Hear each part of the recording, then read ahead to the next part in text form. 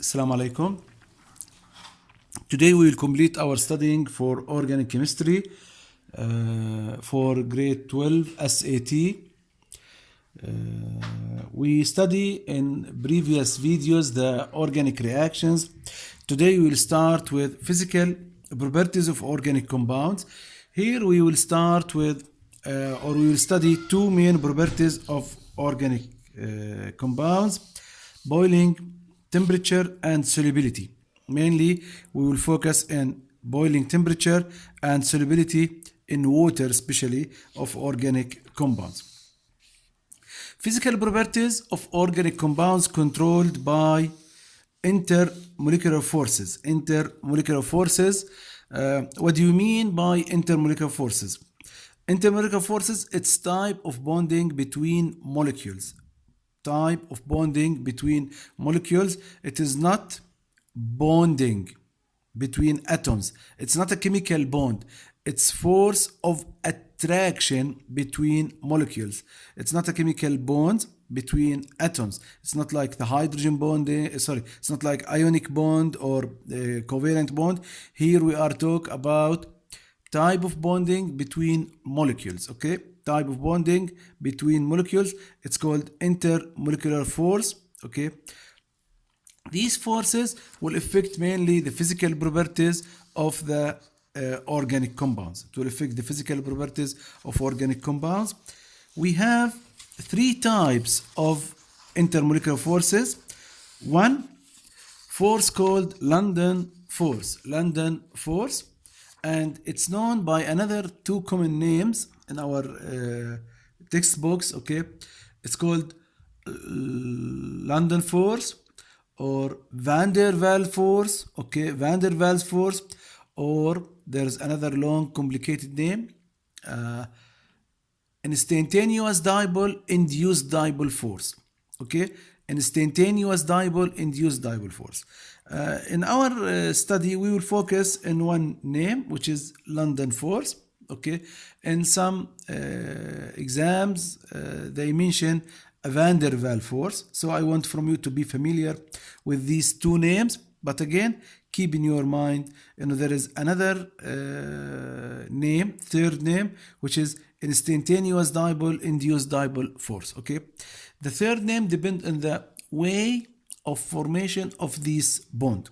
Way of formation of this bond, which is will not explained in this syllabus.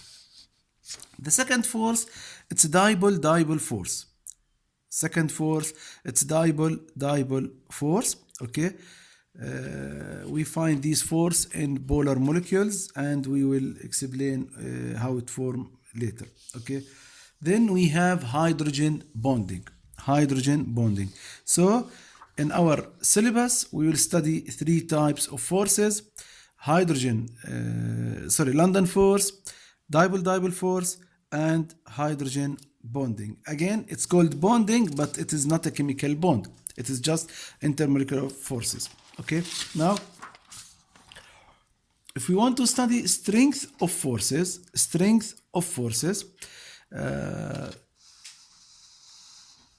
the three forces arranged according of strength of force.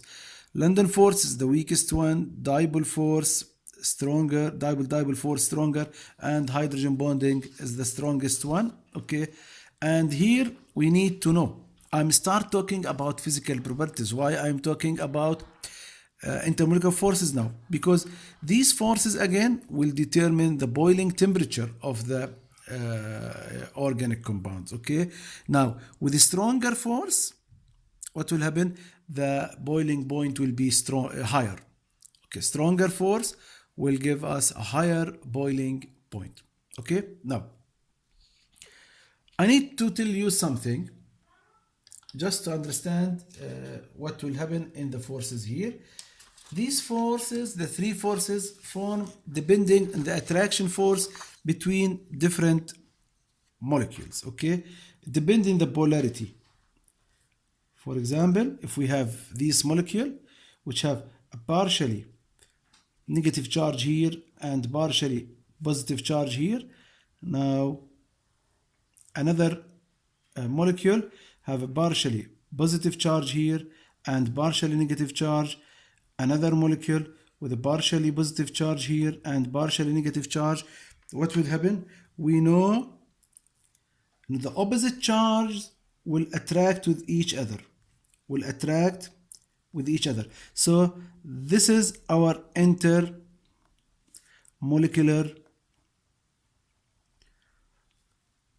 force. This is our intermolecular forces. Okay. Now, what's the difference between the three type of forces? Again, it's not required to go deep according to our syllabus, but I want from you to know, in dipole-dipole force, these charges, it's permanent. It's what? Permanent. It stay forever. Now, in London force, it is not permanent. It's instantaneous. Just charge form for a very short time. Okay, and then the molecule return to be neutral again. Okay, without any charge.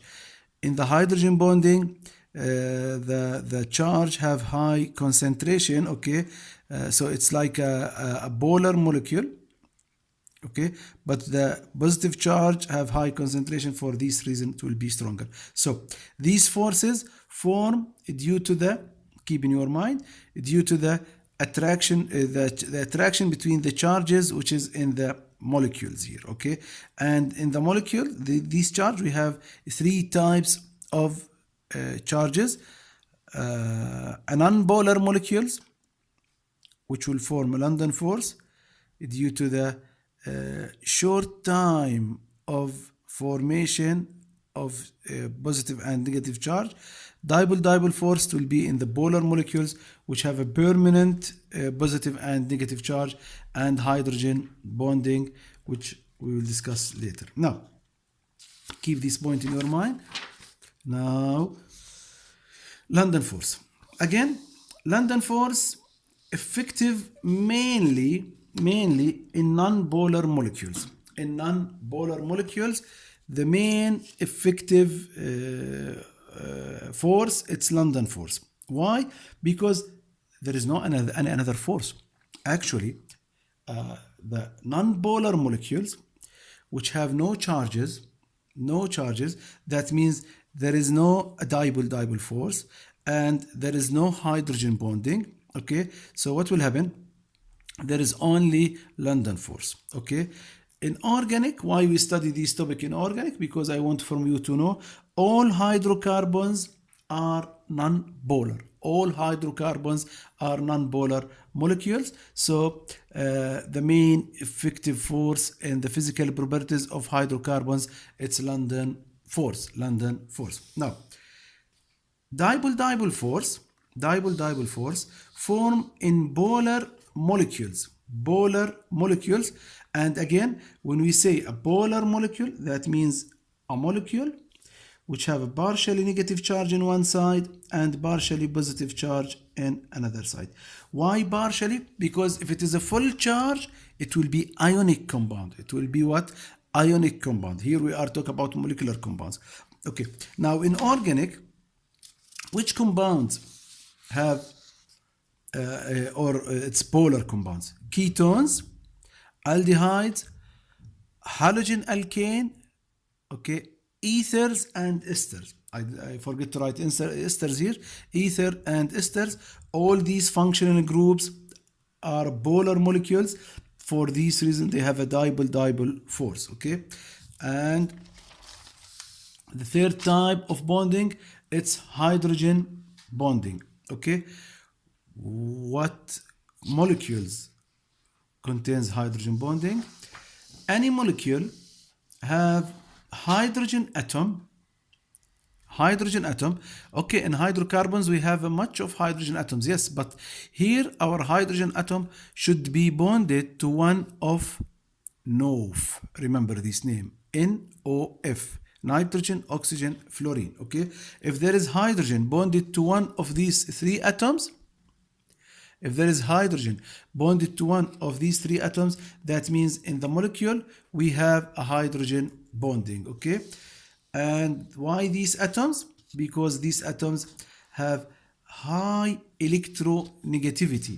Have high electronegativity. What's the meaning of high electronegativity? I will explain for you. When we have hydrogen atom here, okay, bonded with atom X, if it is non-polar, the shared electrons will be at the middle of the bond, okay? So it's a non-polar. Now, if hydrogen bonded to a polar bond, atom with high electronegativity, the electrons will shift it and be closer to this side to carry a partially negative charge and partially positive charge. Now, if the hydrogen atom bonded to atom with high electronegativity like nitrogen, oxygen, or fluorine, what will happen? Electrons will be closer, okay, and the partially negative charge will be higher here and partially positive charge will be much higher. For this reason, stronger attraction force will form due to these hydrogen atoms, okay. This is the hydrogen bonding, and the hydrogen bonding in our syllabus found in the following compounds. In alcohols, when we have hydroxyl group H bonded to oxygen. In carboxylic acid, when we have again hydroxyl group, where is there is hydrogen bonded to oxygen here, okay. And in amine, when we have hydrogen bonded to the nitrogen atom, which makes the atom have higher the atom which have higher electronegativity, so let the hydrogen form hydrogen bonding, okay. So this is the three types of functional groups which make hydrogen bonding. In our next topic, we will study in details London force and the factors which affect London force. Assalamu alaikum. See you on next video.